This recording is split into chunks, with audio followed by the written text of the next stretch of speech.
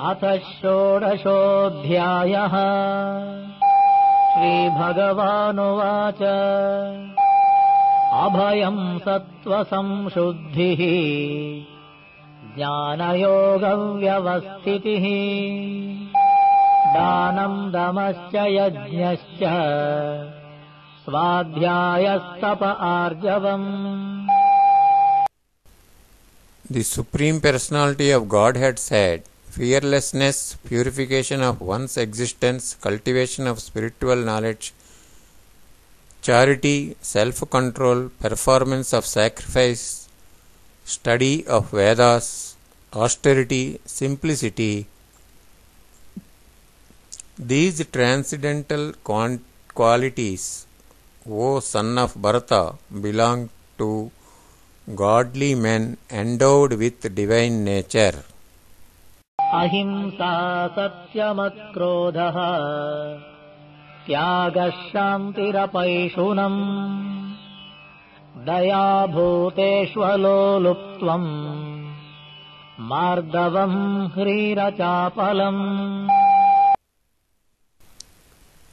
Non-violence, truthfulness, freedom from anger, renunciation, tranquility, aversion to fault-finding, compassion for all living entities, freedom from covetousness, gentleness, modesty, steady determination. These transcendental qualities belong to a godly man endowed with divine nature. तेजक्षमा धृतिः शौचम् अद्रोहो नातिमानिता भवन्ति सम्पदम् दैवीम् अभिजातस्य Bharata. Vigor, forgiveness, fortitude, cleanliness, and freedom from envy and from the passion for honor. These transcendental qualities, O son of Bharata, belong to godly men endowed with divine nature. दम्भो दर्पोऽभिमानश्च क्रोधः पारुष्यमेव च अज्ञानम् चाभिजातस्य पार्थसम्पदमासुरी। Pride, arrogance, conceit, anger, harshness, and ignorance. These qualities belong to those of demoniac nature, O son of Pritha. दैवी सम्पद्विमोक्षाय निबन्धायासुरीमत माशु च सम्पदम् दैवीम् अभिजातोऽसि Pandava. The transcendental qualities are conducive to liberation, whereas the demoniac qualities make for bondage. Do not worry, O son of Pandu, because you are born with the divine qualities. द्वौ भूतसर्गौ लोकेऽस्मिन् दैव आसुर एव च दैवो विस्तरशः प्रोक्तः आसुरम् पार्थ मे शृणु। O son of Pritha, in this world there are two kinds of created beings. One is called the divine and the other demoniac. I have already explained to you at length the divine qualities. Now hear from me of the demoniac. प्रवृत्तिञ्च निवृत्तिञ्च जनान विदुरासुराः न शौचम् नापि चाचारः न सत्यम् तेषु विद्यते। Those who are demoniac do not know what is to be done and what is not to be done. Neither cleanliness nor proper behavior nor truth is found in them.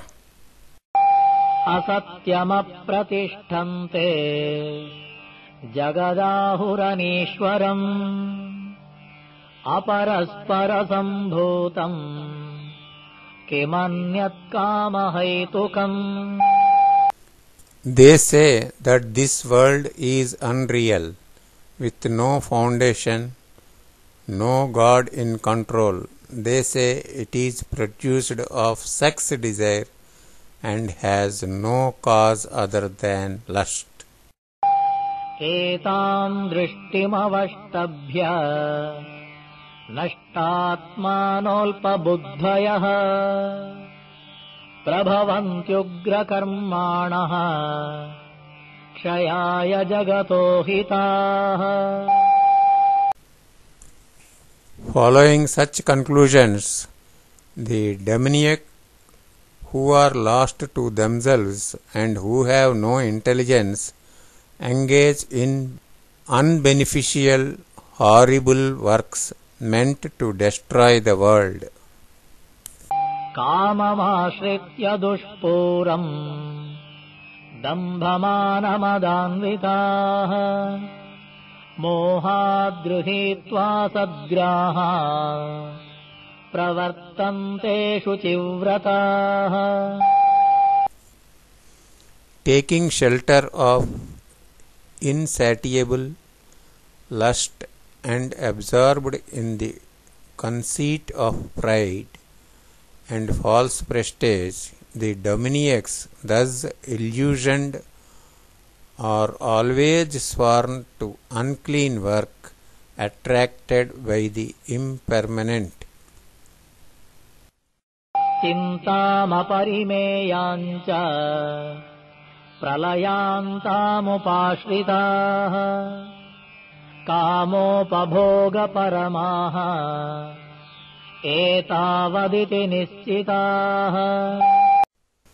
They believe that to gratify the senses is the prime necessity of human civilization. Thus, until the end of life, their anxiety is immeasurable. आशापाशशतैर्बद्धाः कामक्रोधपरायणाः ईहन्ते कामभोगार्थम् अन्यायेनार्थसञ्चया. Bound by a network of hundreds of thousands of desires and absorbed in lust and anger, they secure money by illegal means for sense gratification. इदमद्य मया लब्धम् इमम् प्राप्स्ये मनोरथम् इदमस्तीदमपि मे भविष्यति पुनर्धनम्. The demoniac person thinks, so much wealth do I have today, and I will gain more according to my schemes. So much is mine now, and it will increase in future more and more. असौ मया हतः शत्रुः हनिष्ये चापरानपि ईश्वरोऽहम् अहम् भोगी सिद्धोऽहम् बलवान् सुखी. He is my enemy, and I have killed him, and my other enemies will also be killed. I am the Lord of everything. I am the enjoyer. I am perfect, powerful, and happy. I am the richest man, surrounded by aristocratic relatives. आड्योऽभिजनवानस्मि कोऽन्योऽस्ति सदृशो मया यक्ष्ये दास्यामि मोदिष्ये इत्यज्ञानविमोहिताः। There is none so powerful and happy as I am. I shall perform sacrifices, I shall give charity, and thus I shall rejoice. In this way, such persons are deluded by ignorance. अनेकचित्तविभ्रान्ताः मोहजालसमावृताः प्रसक्ता कामभोगेषु पतन्ति नरकेषु च। Thus perplexed to various anxieties and bound by a network of illusions, they become too strongly attached to sense enjoyment and fall down into hell. आत्मसम्भाविताः स्तब्धाः धनमानमदान्विताः यजन्ते नाम यज्ञैस्ते दम्भेनाविधिपूर्वकम्। Self-complacent and always impudent, deluded by wealth and false prestige, they sometimes proudly perform sacrifices in their name only, without following any rules or regulations. अहङ्कारम् बलम् दर्पम् कामम् क्रोधम् च संश्रिताः मामात्मपरदेहेषु प्रद्विषन्तोऽभ्यसूयकाः।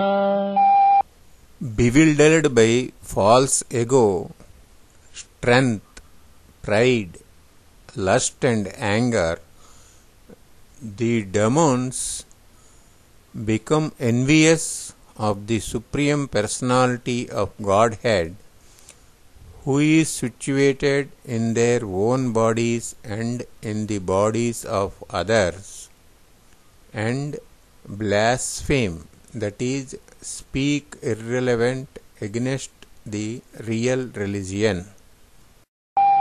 तानहम् द्विषतः क्रूरा संसारेषु नराधमा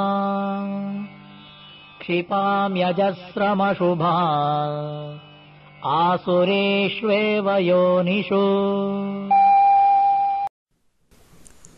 Those who are envious and mischievous, who are the lowest among men, I perpetually cast into the ocean of material existence, into various demoniac species of life.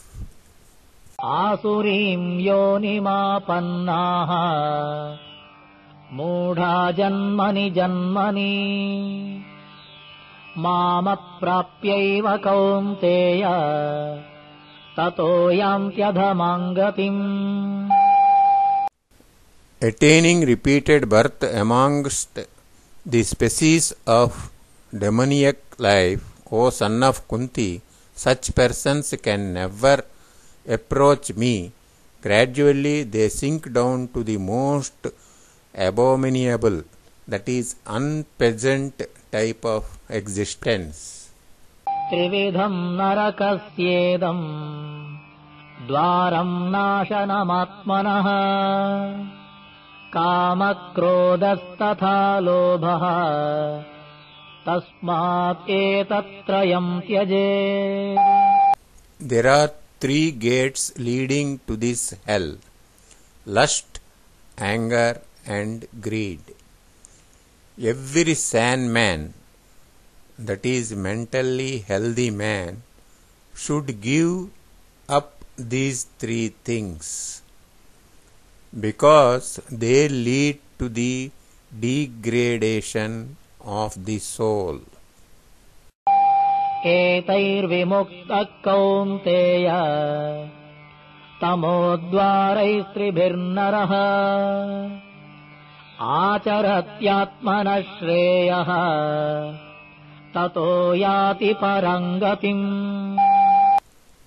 The man who has escaped these 3 gates of hell, O son of Kunti, performs acts conducive to self-realization and thus gradually attains the supreme destination. यः शास्त्रविधिमुत्सृज्य वर्तते कामकारतः न स सिद्धिमवाप्नोति न सुखम् न पराङ्गतिम्. He who discards scriptural injunctions, that is, writings of sacred books, and acts according to his own whims, attains neither perfection nor happiness nor the supreme destination. तस्मात् शास्त्रम् प्रमाणन्ते कार्याकार्यव्यवस्थितौ ज्ञात्वा शास्त्रविधानोक्तम् कर्म कर्तुमिहार्हसि. One should therefore understand what is duty and what is not duty by the regulations of the scriptures, that is, writings in sacred books. Knowing such rules and regulations, one should act so that he may gradually be elevated. ॐ तत्सदिति श्रीमद्भगवद्गीतासु उपनिषत्सु ब्रह्मविद्यायां योगशास्त्रे श्रीकृष्णार्जुनसंवादे दैवासुरसम्पद्विभागयोगो नाम 16 षोडशोऽध्यायः.